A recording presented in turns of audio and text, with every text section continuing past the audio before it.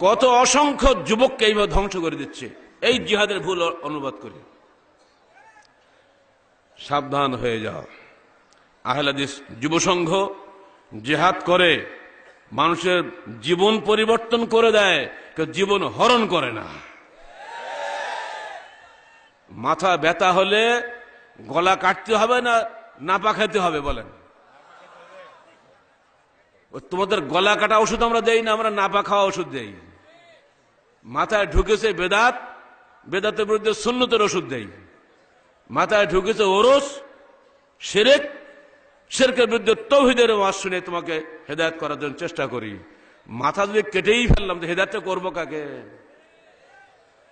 এই ধরনের অপব্যাখ্যা করে কোরআন হাদিস থেকেই দলিল নিয়ে কোরআন হাদিসের বিরুদ্ধে মানুষকে লাগানো হচ্ছে।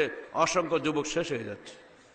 ১৫০০ বছর পূর্বে রহমতুল্লিল আলামিন আমার নবী এটা বুঝতে পেরেই তিনি সেখানে হাদিস বলে গেছেন। ইকামতদ্দিন বইটা ভালো করে বাড়িতে গিয়ে পড়বেন, এই হাদিসগুলো আমরা ওখানে উল্লেখ করে দিয়েছি। তিনি বলছেন আখেরি জমানায় তরুণ কিছু ছেলে আসবে, হাদিসুল আসনান, বয়স কম, তারা এত পরহেজগার হবে, দাড়ি সুন্দর হবে, এত সুন্দর সালাত আদায় করবে।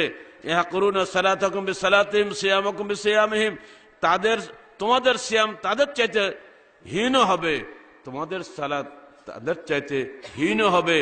তারা সবসময় কোরআন তেলাওয়াত করবে, কিন্তু কোরআন তাদের কণ্ঠনালী অতিক্রম করবে না, অর্থাৎ কোরআন তারা কিছুই বুঝে না। তারা মুসলমানদেরকে মারবে, অমুসলমানদেরকে ছাড়বে। সাবধান থেকো, যদি সেই দিন আমি পাই লা আকতুলান্নাহুম কাতলা আদ, আমি ওদেরকে আদ কওমের মতো টুকরা টুকরা করে হত্যা করব। আল্লাহ রাসূলের এই হাদিস বুখারী মুসলিমে এখনো ভাসছে। তোমরা এগুলো পড়ো না, খালি মানুষ মারাগুলো গেলে পড়ো খালি। বিদেশি চক্রান্তের খপ্পরে পড়ে গেছিলে আফগানিস্তানের তালেবানরা। তালেবান মানে কি? ছাত্র, মাদ্রাসার ছাত্র। এদেরকে টাকা দিয়ে পয়সা দিয়ে জিহাদের নামে উস্কে দিয়ে আমেরিকা এদেরকে লাগিয়েছিল রাশিয়ার বিরুদ্ধে, মনে নেই আপনাদের? এ তো সেদিনের ঘটনা। যেমনি রাশিয়া আফগানিস্তান থেকে পাততাড়ি গোটালো, এইবার ওই তালেবান হয়ে গেল সন্ত্রাসী। যেখানে পাও তালেবান মারো। আমেরিকার থেকে উড়িয়ে এসে ওসামা বিন লাদেনকে মেরে দিল পাকিস্তানে বসে, অথচ এ তো ওদেরই লোক।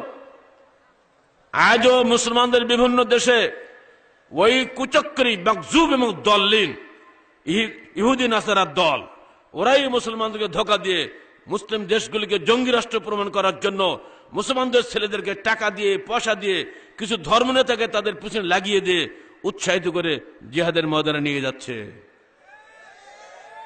তারা এদেরকে ধ্বংসের নায়ক। এই নেপথ্য নায়কদের বিরুদ্ধে কথা বলার ক্ষমতা বাংলাদেশের কারোরই নাই, কারণ ওদের পয়সা আছে, অস্ত্র আছে, সবই আছে।